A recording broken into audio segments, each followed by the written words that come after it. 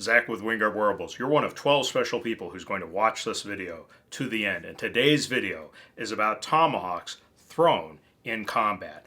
I'll be reading from some historic accounts and making some observations on the way. Very interesting.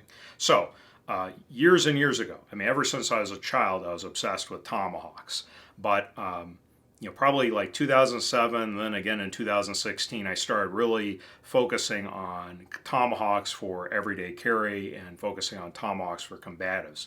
And I always looked at tomahawks historically as handheld combat weapons. I always dismissed the tomahawk thrown in combat. I thought it was a Hollywood movie trope. It didn't make sense to me, throwing your only weapon, for close quarters combat at the enemy. And then, starting in 2016, I began reading from historic accounts, and the examples that kept coming up of tomahawks thrown in combat weren't very persuasive to me. They usually fell into two categories.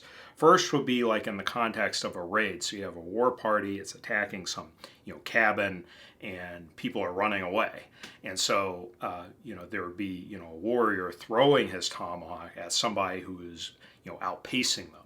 So in a way, the tomahawk was like, hey, a way to catch up, maybe you get lucky and hit them, slow them down, that sort of thing. And, if you lose your tomahawk, you've got, your fellow members of your war party who could protect you. Maybe give you something else, So I thought, okay, throw in your tomahawk at someone running away from you. Okay, maybe that makes sense.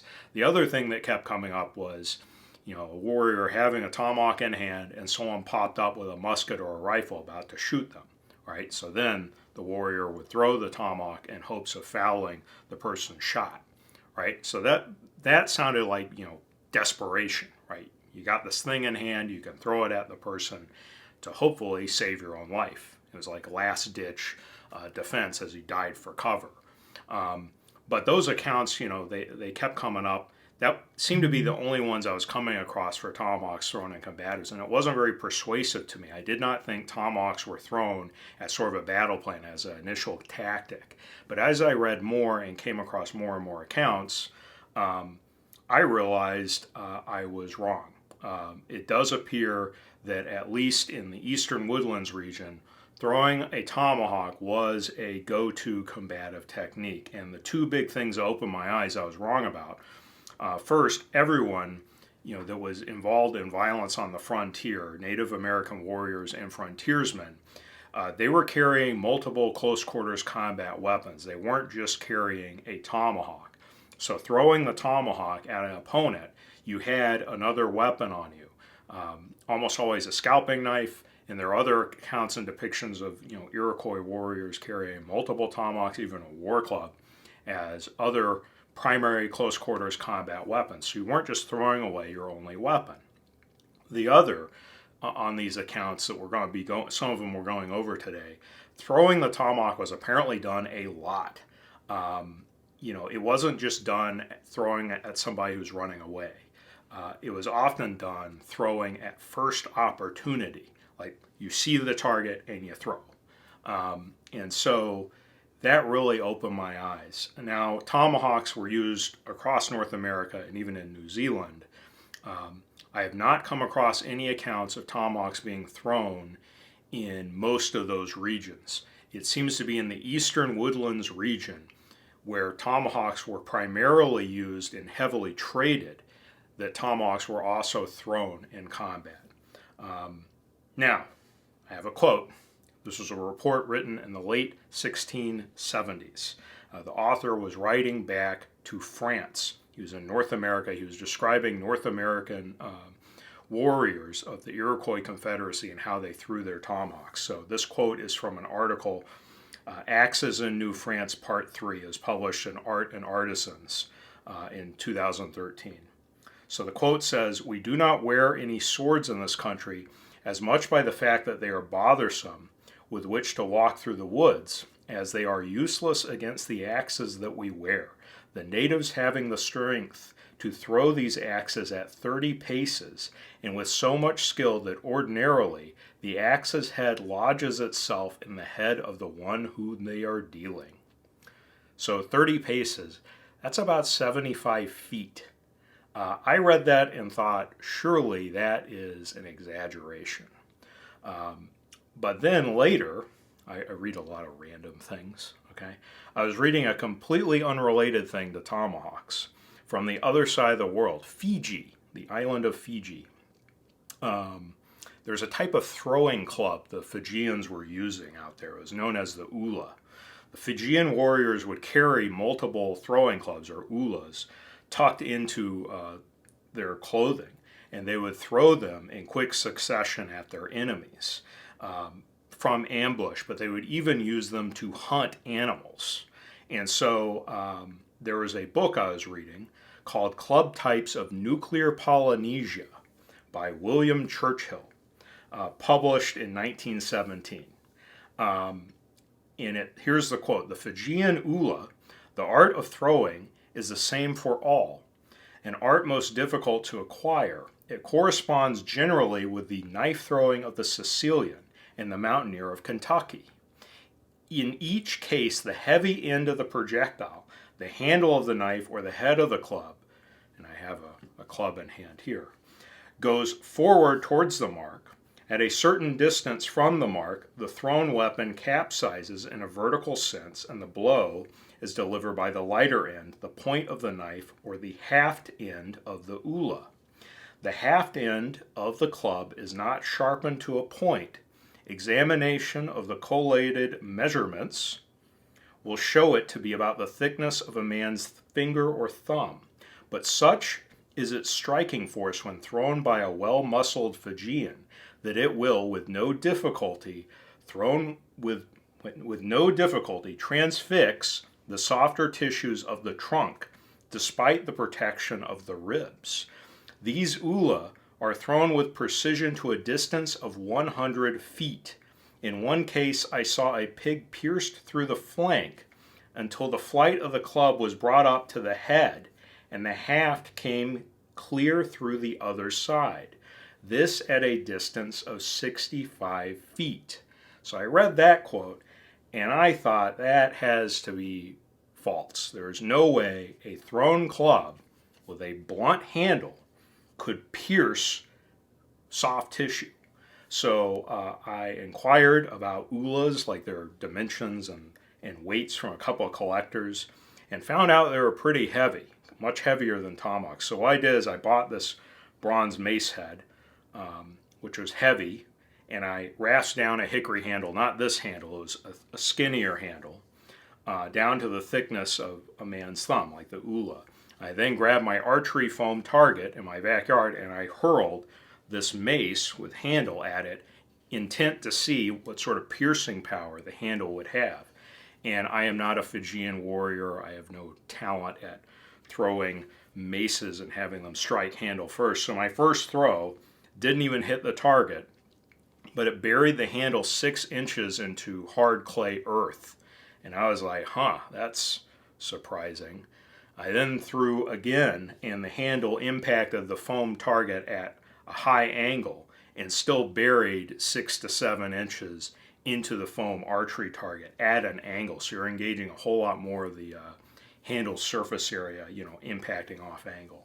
So that foam archery target is designed to slow arrows down, but that blunt handle pierced way deeper than I expected. So, I believe that account of the throwing club, which is, tumbling end over end, kind of like a tomahawk, is probably true.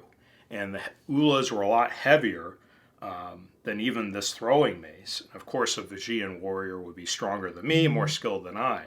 So I think the impact momentum would be greater than what I achieved. So I think this account was true, that you could throw, a heavy mace, 65 feet at least, and do a significant amount of damage on target. Now, historic tomahawks were a lot lighter than that. And so you would think, if the French are claiming, hey, these tomahawks can be thrown at 75 feet and hit a man, well, they're a lot lighter than the ula. They should be able to be thrown faster. It does seem to be plausible. And we can compare tomahawks to a more common thrown objects, right? Humans are like the best animals on the planet at throwing things. And Two common objects are thrown. You got baseballs, which weigh a little over 5 ounces, and you got footballs that weigh 14 to 15 ounces. Well, tomahawks on the 18th century frontier being thrown, they averaged between 8 to 12 ounces. Some of them were lower than 6 ounces, some of them were over 12 ounces, but they're really in between the weights of a baseball and a football. And we know from experience, like an athletic man can chuck a baseball or a football at significant speed and at significant distance, and with practice, with significant accuracy. So I think the account from the French, claiming this remarkable range and accuracy of the tomahawks, may be more plausible than I initially believed.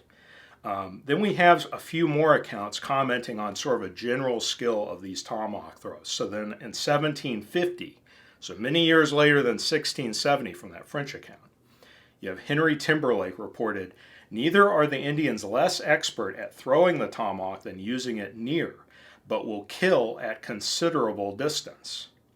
Then we have another quote from Ebenezer Elmer, who's visiting the Iroquois. And he noted that they had the art, quote, "the art of directing and regulating its motion, so as it turns round as it flies, the edge always sticks in the tree near the place they aim at." So not only a demonstration of their skill, but they're also practicing the throw. They're throwing at trees. Another account from a traveler, Thomas Anbury, so this is 1777, that in pursuing an enemy, the warriors threw their tomahawks with the utmost dexterity and seldom failed, quote, "striking it into the skull or the back of those who they pursue."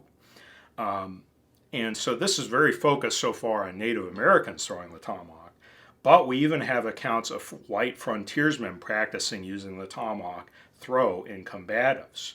So you will recall our earlier YouTube video where we went over Moses Van Kampen's captivity and his escape. Well, there was a book, Sketches on Border Adventures, which was Moses Van Kampen's autobiography, and there's an excerpt in that. So the quote says, "Whenever they met to practice, their training was directed to both methods of warfare, besides going through with the regular exercises of military service. They accustomed themselves to those maneuvers which they knew suited to the Indian artifice. They met at his chosen ground, in the thicket and in the wood. They threw the tomahawk and drew the knife. They would conceal themselves with all the adroitness," I'm not very good with words, "of the savage warrior, practicing a sort of skulking fire upon their enemy, and having killed him, go through the ceremony of relieving him of his scalp." So then Van Kampen would go on to describe the targets they made for practicing their marksmanship, not only for their rifles, but also for tomahawks. Quote, "We also used the tomahawk at the figure of an Indian marked out on a tree, and would take him in the forehead, between the eyes, or any other part we chose, and hardly ever missed our aim. We were almost always successful with the hatchet and the gun." So yeah, that's pretty remarkable. But again, these are general accounts of tomahawks being thrown much more accurately and much further than people realized. And that's why they were writing about these accounts, is to show they were practicing extensively. And both frontiersmen and Native American warrior were gaining the skill to use the tomahawk to kill at great distance. So let's go to some specific accounts. All right, these describe a few incidents where tomahawks were thrown at opponents at ranges of throws that were not mentioned in the accounts, but appear to be much closer than 75 feet. So first is history of, I'm going to mispronounce this, Socorro County and the Border Wars of New York. So this is written in 1845. It is the longest book title of all time. I'll put a link below. But it was written by Jephthah Sims. So this account is about the opening events of the Cherry Valley Massacre in the Revolutionary War. So there was a Colonel Alden. He was a commander of Patriot forces. And in the lead up to the massacre, he had dismissed a warning from the Oneida tribe that there was an enemy force of Loyalists, Mohawks, and Seneca that were about to attack. So instead of being prepared, he and many others were staying outside of a fort in houses when the enemy attacked. So the quote, Colonel Alden made his escape from the house and was pursued down the hill towards the fort by an Indian. When challenged to surrender, he peremptorily refused to do so. Several times he turned around and snapped his pistol at the Indian. And so there had been very damp weather the day before that rendered many of the flintlocks inoperable. Okay, so the Native American, quote, after pursuing some distance threw his tomahawk and struck him on the head and then rushing up scalped him. He thus was one of the first victims of this most criminal neglect of duty. So there you go. You got the Hollywood movie trope. Tomahawk throw to the head. And we don't know what range the throw was at. But why did the enemy throw the tomahawk, right? He could have closed in and chopped the guy, right? Well, Colonel Alden was trying to get his inoperable pistol working and was also trying to run to a fort. So throwing the tomahawk was an act of risk reduction. It stopped the threat quickly. Another account, Delaware County, New York, History of the Century, 1779 to 1889. So in this case, there is a raid in the Mohawk Valley. You have two brothers in the Patriot Militia. They live in the Mohawk Valley when a war party of warriors, loyalists, and British regulars attacked. The brothers were in their homestead and aimed to defend it. So here's the quote. The brothers returned the fire of their assailants for a while with spirit, but getting out of ammunition, their castle was no longer tenable. And Harmon, says one of the men with the brothers, jumping from a back chamber window, attempted to escape by flight. In the act of leaping a garden fence near the house, he was shot and there killed and scalped. As the enemy ascended the stairs, Colonel Vishner discharged a pistol he held in his hand and called for quarters, threw it behind him in a token of submission. An Indian running up struck him a blow to the head with the tomahawk, which brought him to the floor. He fell upon his face. The Indian took 2 crown scalps from his forehead, which no doubt entitled him to double reward. Then giving him a gash to the back of his neck, he turned and attempted to cut his throat, which was prevented by his cravat. That's a scarf the man was wearing. The knife penetrated just through the skin. His brother, Captain John Vishner, as the enemy ascended the stairs, retreated to one corner of the room in which was a quantity of peas, grain, that he might there repel his assailants. An Indian, seeing him armed with a sword, hurled a tomahawk at his head, which brought him down. He was then killed outright and scalped as he lay upon the grain and there left. So Captain Vishner, presumably prepared to defend himself with a sword, and he was taken down with a thrown tomahawk. So swords of the American Revolution very tremendously in design, but you had a lot of hunting swords and things called, they referred to as hangers, that had around a 25-inch blade. So those were pretty common choices out there. But in close quarters combatives, if you got a tomahawk that's, in my hands, this one's about 12.5 inches long, the Stingray. It's got about 8 inches of standoff from the hand, 8 inches of reach, compared to a sword with a 25-inch blade. If you close into close quarters combatives and you are outreached by the sword, you're in big trouble. So clearly throwing the tomahawk, range beats reach. The warrior felled the swordsman within the confined space of a structure, but still out of reach of the swordsman. So the throw, again, was risk reduction for the warrior. And here we have another account from the same text. This was about a raid by Native Americans in 1780. So there's a man named James Stevens. He's part of a Patriot scouting party. And he was in an area and decided to make maple sugar overnight when an enemy came upon them. So, quote, a company approached the hut where Stevens was engaged, which was on lot number 57. Stevens had been up the greater part of the night boiling sap, but towards the morning, his sap stock becoming exhausted, he lay down in the empty store trough and fell asleep. He was aroused by the voices of the approaching enemy and was in the act of springing for his gun, which stood in one corner, when an Indian came to the entrance and, perceiving the movement, instantly hurled his tomahawk, which his intended victim dodged, and it struck a log in the hut behind him. Stevens was an athletic man and immediately grappled with the savage, and the contest lasted but a moment. With almost Herculean strength, in an instant he precipitated the Indian head foremost beneath the broiler upon the still unextinguished coals. But the deed had scarcely been done when a second tomahawk, hurled with unerring aim, sank deeply into his brain, and he reeled and fell dead, where the Indians finished the sad picture by scalping the unfortunate man. So, first warrior walks in the room. First thing he does, throws a tomahawk. Misses. Stevens dodges it. That warrior is immediately thrown onto coals. Second warrior comes in, throws his tomahawk, and it drops Stevens dead. So one throw missed, the other throw not only hit, but ended the violent encounter instantly. So these throws, both in this account, definitely had to have been at very close range. I mean, an 18th century hut on the frontier was a pretty small structure. So these throws had to have been really close. We're talking within 10, 20 feet. But yeah, it just shows that was like two warriors came in, and that was their first go-to, was to throw the tomahawk at the target.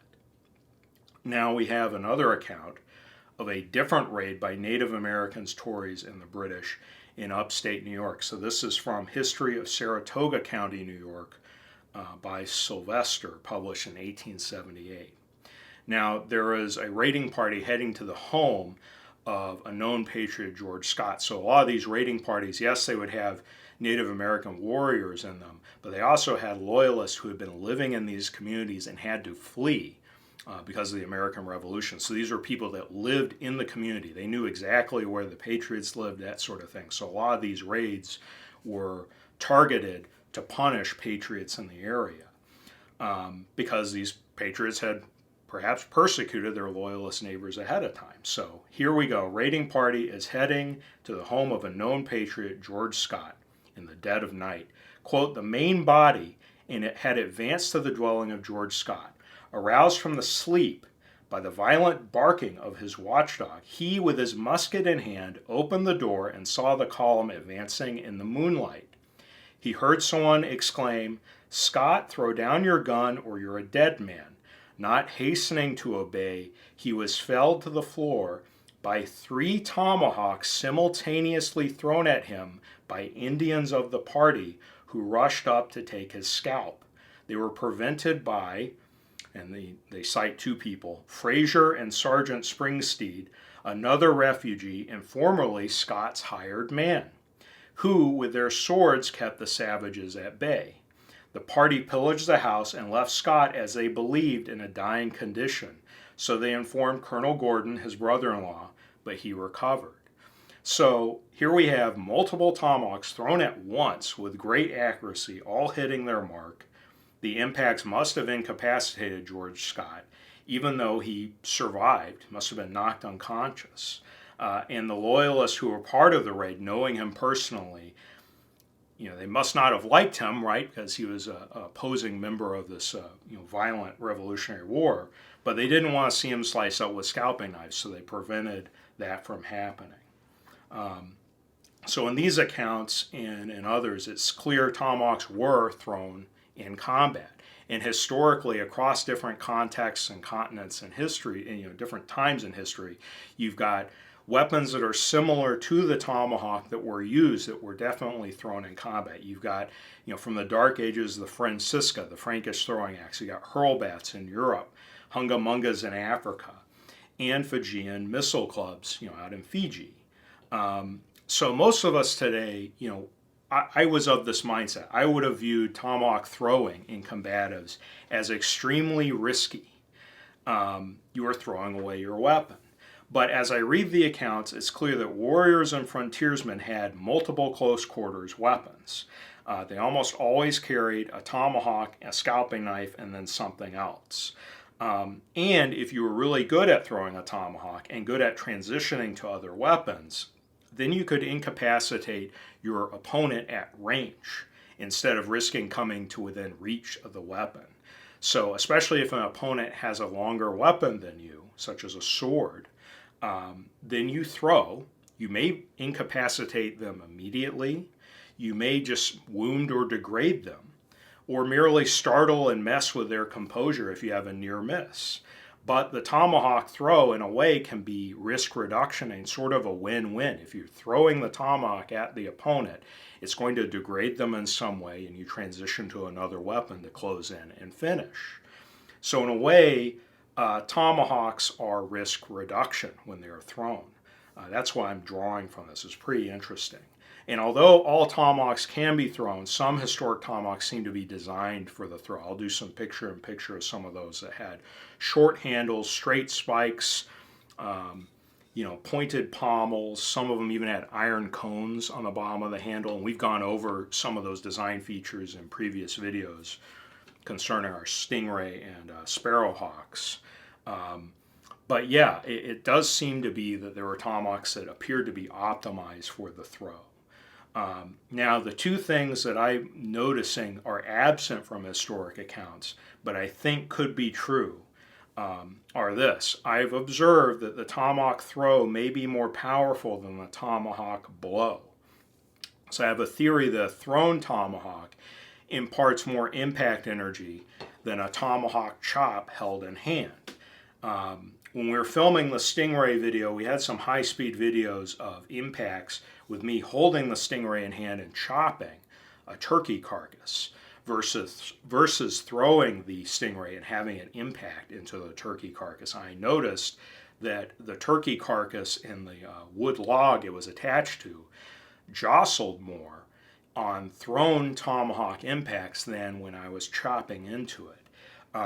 And I have a theory on why a thrown tomahawk has more impact energy. There's two parts to it. One is, in both cases, whether you're throwing the tomahawk or just chopping within the hand, you are accelerating the tomahawk with your arm at the same time. There is a mass of an arm attached, your arm mass, with the tomahawk. But when you let go of the tomahawk in the throw and it impacts, there is no attachment of the arm on impact. It is imparting all its inertia into target. But when you're chopping into a target, you still have that mass of your arm attached to it. It's like a parasitic mass. It's also absorbing some of that shock. So I think that's one reason why thrown tomahawks may impart more impact energy than a tomahawk chop. But I think the bigger thing is the fact that when you throw the tomahawk, you have more distance between you and the opponent. And I noticed just videos of myself throwing. I have my own unique throwing stance, but when you're throwing a tomahawk, you can really put power up and put way more body weight and energy into the tomahawk because there is distance between you and your target. If you were to chop at an opponent in close quarters grappling range with maximum momentum and power, you are going to open up and expose a lot of yourself to a follow-up attack. Well, with a throw, you can really step into it. You can almost get a little bit off balance and need a little bit of recovery time with a really powerful throw at target. But if you have that standoff distance, you can recover from that throw. So I think that's why thrown tomahawks have more power and impact than a tomahawk chop. The other thing I haven't seen in accounts is the pump fake, right? If you watch basketball or football, that's a common thing to feint the throw to get a defender to react to it. And I do wonder if in close quarters combatives, as you're closing in, if threatening the throw can cause an opponent to react so that you can then take them down in another way, maybe close in really close range and finish. I mean, that's a theory. My intuition says yes, that could work, but it needs to be stress tested with tomahawk trainers, that sort of thing. But I do not see either of those in historic accounts, like accounts that the tomahawk throw was known to be more powerful than the tomahawk blow, and also any account of like pump fakes being used to close in with an opponent. So in closing thoughts, tomahawks, they're kind of like spears, right? Everyone knows spears were thrown in combat, but also used in hand to thrust. And both the tomahawk and the spear have something similar. They have an edge on the end of a stick, right? They have a sharp bit that's short on the end of a stick for maximum lethality at maximum reach. And both can be thrown.